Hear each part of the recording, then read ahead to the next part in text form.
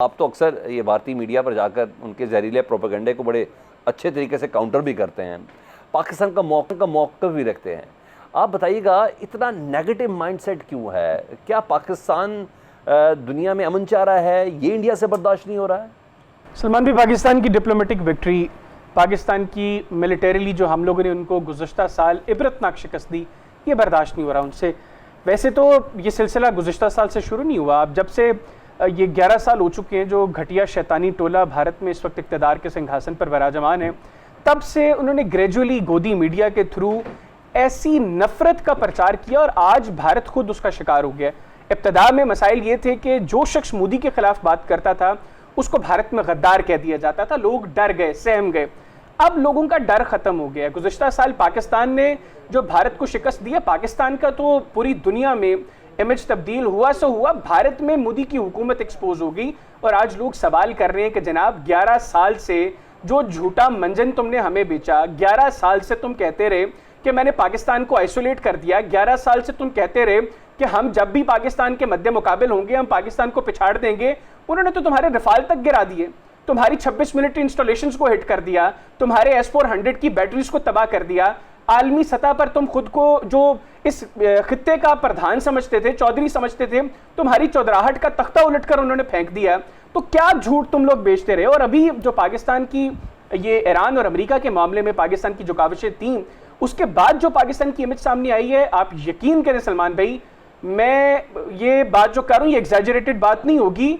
मोदी नींद की गोलियों का पत्ता खा के भी सोता होगा तो उसको नींद नहीं आ रही, इस कदर उन लोगों को टेंशन है। और ये सारा माहौल जो क्रिएट हुआ है ना भारत में, इसमें जितना कसूरवार मोदी और उसके साथ जो 4 मजीद शैतान हैं वो है, उतना ही कसूरवार उनका भारत का गोदी मीडिया भी। और आज पूरे भारत में माहौल ये है कि लोगों में एग्रेशन है, गुस्सा है, लोग गालियां निकाल रहे हैं। आपने फ्रस्ट्रेशन देखी जयशंकर की। जयशंकर जैसा बंदा जिसका एक बड़ा तवील डिप्लोमेटिक करियर है, मैं एक्सपेक्ट नहीं कर रहा था ऐसी घटिया जबान का इस्तेमाल वो करेगा, लेकिन जितनी घटिया जबान का इस्तेमाल उसने किया उससे ज्यादा घटिया जबान का इस्तेमाल भारतीय अब उनके लिए कर रहे हैं। ठीक है, again come to you Abdullah Amir साहब। पाकिस्तान सफारती महाज पर दोबारा मकाम हासिल कर रहा है, भारतीय अपोजिशन मोदी हुकूमत को तनकीद का निशाना बना रही है। बेसिक क्या यही वजह है, मोदी हुकूमत दाखिली दबाव है, उससे निकलना चाह रहा है, जिसकी वजह पर अपना ये जो गोदी मीडिया है इसको पाकिस्तान मुखालिफ बयानियां बनाने के लिए इस्तेमाल किया जा रहा है? बिस्मिल्लाहिर्रहमानिर्रहीम, बहुत बहुत शुक्रिया। देखें, डिसोरिएंटेशन का शिकार है, उसको समझ नहीं आ रहा है। इनको कहते हैं न जाए मांदम न पाए रस्तन। और जिस जगह पे पहले वो वेस्ट के साथ अलाइंड था, वहां से भी उसको कोई ज्यादा पजीराई नहीं मिली। पहले रशिया के साथ था, रशिया के सामने भी एक्सपोज हो गया। आई थिंक कि एक झूठ था जो बबल बर्स्ट हो गया झूठ का।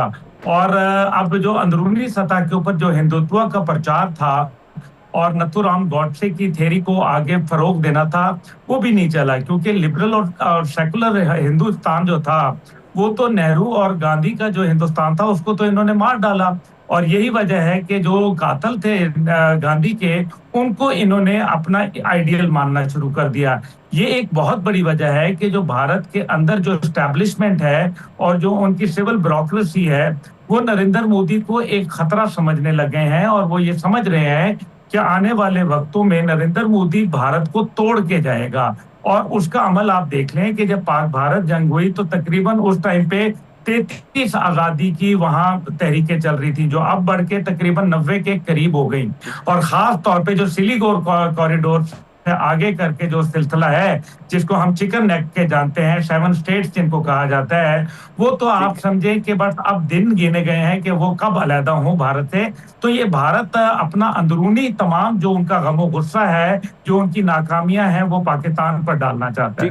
ठीक, अब नाकामियां हैं तो हैदर, एक और भी तो अहम सीरियस इशू है, वो है तवानाई का बहरान। इस जंग में भारत में अच्छी खासी अवाम ज़रापा एहतजाज है, LNG नहीं मिल रही। आपको लगता है कि ये भी मीडिया जो है भारत का, वो दरअसल एक पूरी स्ट्रेटजी के तहत पाकिस्तान मुखालिफ मुहिम इसलिए चला रहा है ताकि असल जो इशू है भारतीय अवाम का, उससे तवज्जो हटाई जा सके? बिल्कुल, इस पर कोई शक नहीं है। और ये मुसलसल उनकी ये रविश रही है कि पाकिस्तान के खिलाफ हर चीज़ के ऊपर, मतलब कोई ऐसी चीज़ जिसका कोई सरा, कोई पैर, कोई चीज़ नहीं मिलती पाकिस्तान से, वो उसको भी पाकिस्तान के साथ जोड़ते हैं। वो बाकायदा बैठते हैं, उनके जो फेक हैंडल्स है वहाँ से एक ट्वीट करते हैं और आप यकीन करें एक ऐसा ट्विटर अकाउंट जिसके शायद 3 फॉलोअर्स हों, उसके उस अकाउंट से किए हुए ट्वीट के ऊपर उनकी 4-4 दिन ट्रांसमिशन चल जाती है पाकिस्तान के खिलाफ। ऐसा घटिया जो वहां पर अप्रोच है पाकिस्तान के खिलाफ।